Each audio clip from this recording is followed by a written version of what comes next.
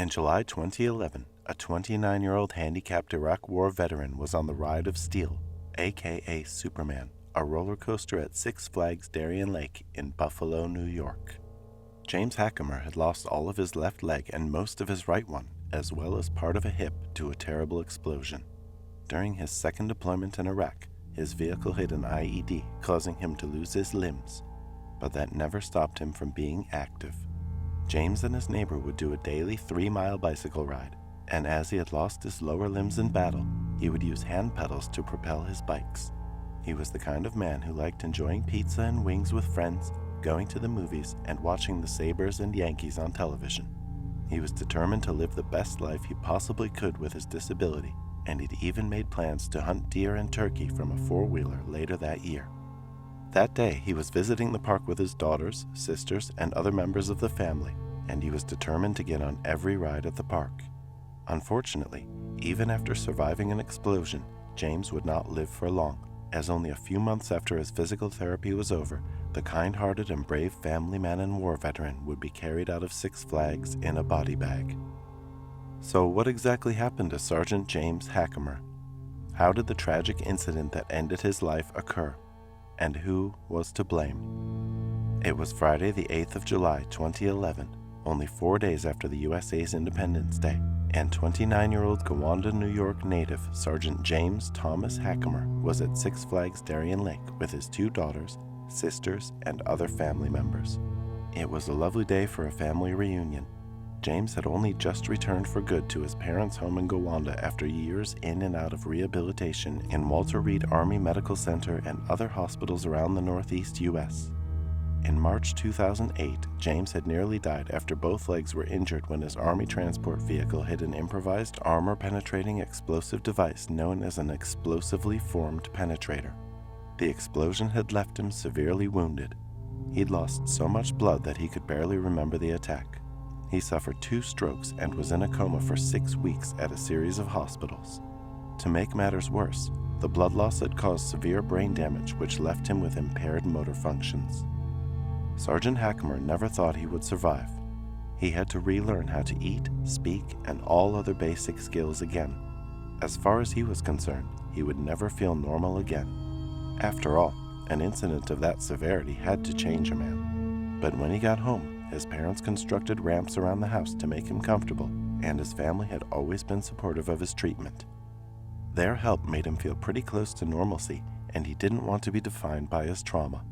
James wanted to remain active and engage with his family and move beyond his physical and mental scars. He picked up cycling with a neighbor, involved himself more in family activities, and was always pleasant to be around. The trip to Six Flags was supposed to be a time for the entire family to unwind. Even though James was so grateful to be alive that he took all his treatments and therapy in stride, it was still difficult for both him and his family. Everyone wanted to spend time with him, and he wanted to have fun with his sisters, daughters, nephews, and nieces. Located in Corfu, New York, off of Interstate 90 between Buffalo and Rochester, Six Flags Darien Lake is an amusement park that advertises itself as the thrill capital of New York State. Featuring a total of 45 attractions including a theme park, water park, campground and lodging, 8 roller coasters, and 10 water rides, Six Flags Darien Lake is highly popular amongst both locals and tourists. Since its opening in May 1981, the amusement park has been a staple of the state of New York for 42 years, gaining at least 1.5 million attendees yearly. On that Friday, Sergeant James Hackemer and his family were among the hundreds of people who flocked the grounds of Six Flags Darien Lake daily. At the park's entrance, he was offered a safety brochure for handicapped patrons, but James refused it. He told the attendant that he had already received one and there was no need to give him another. James and his family went through the park, enjoying the attractions and food, but James had one goal on his mind. He wanted to get on every single roller coaster at the park, and one of those roller coasters was Ride of Steel. Formerly officially named Superman Ride of Steel, Six Flags Darien Lake dropped the Superman title in 2007, although many patrons still know the ride as just Superman. Installed in May 1999, manufactured by Intamin and designed by famous roller coaster designer Werner Stengel, Ride of Steel is one of the more ambitious roller coasters at the park. Standing at 208 feet tall and featuring a drop length of 205 feet, the roller coaster runs at a maximum speed of 117 kilometers an hour or 72 miles per hour. The roller coaster features 2 passenger trains with 8 cars. Riders are arranged 2 across in 2 rows for a total of 32 riders per train, and it moves so fast that it runs at about 1,100 riders every hour. The speed and height of the roller coaster didn't deter James. He had always been fearless, and he was a thrill seeker. He was going to get on Ride of Steel no matter what. He had recently been fitted with new prostheses, but unfortunately, he wasn't wearing them in the park. That didn't matter to him though. After all, he'd gotten on other roller coasters without them, and he'd thought nothing of it. He had no idea that, if only he was wearing his prostheses, maybe he would not have become the unfortunate victim of the tragic accident that was about to occur. James got on Ride of Steel with his nephew Ashton, a sophomore at the University of Buffalo. The ride has a height restriction of 137 centimeters or 4.5 feet, and signage at the ride's entrance explicitly states that riders must have 2 functioning legs to ride in addition to meeting the height requirements. However, James was not height checked because he entered the ride station via the exit, which also served as the handicapped entrance.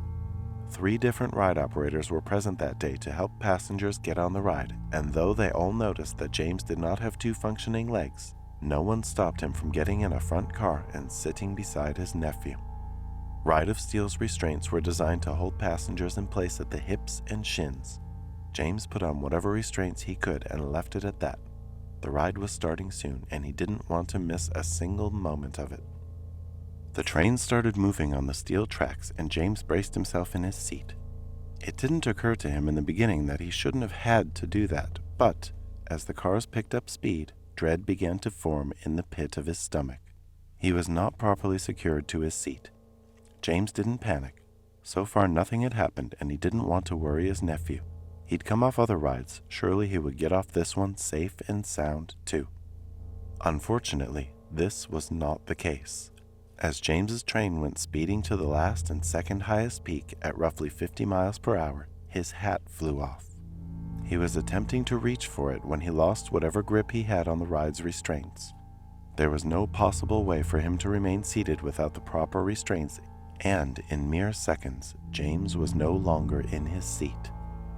He was forcefully thrown out and plummeted a great height before hitting a grassy patch of land on the ground. He died on impact. Later on, the cause of death would be confirmed to be blunt force trauma.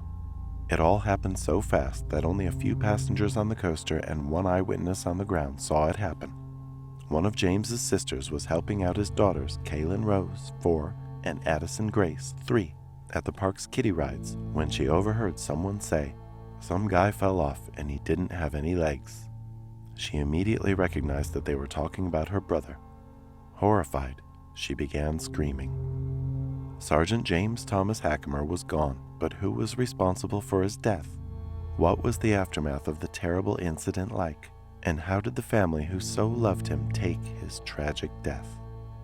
In the aftermath of the incident, the ride and surrounding areas were shut down. Every other ride in the park and the park itself remained open. Many wanted to know if the ride had failed or if ride officials knew they were supposed to stop James and didn't. After all, this wasn't the first time ride restraints had caused injury on the Ride of Steel. In 2004, a 55-year-old man with cerebral palsy died when he fell out of a Superman Ride of Steel coaster at a Six Flags amusement park in Agawam, Massachusetts, and in 1999, a passenger fell out of his seat on the Darien Lake coaster and broke several ribs. The man's lap restraining bar hadn't been pushed down far enough to lock properly because of the man's large size.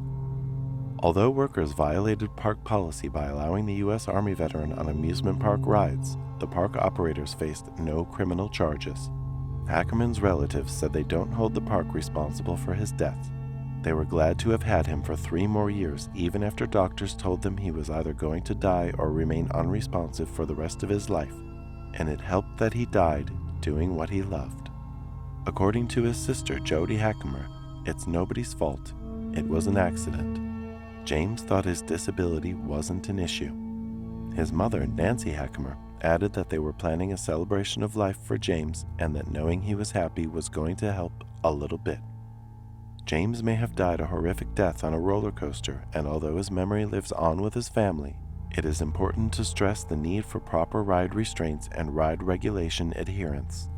Those rules are put in place for a reason, and if ride attendants aren't going to stop you when you know you don't meet the qualifications, stay off for your own safety.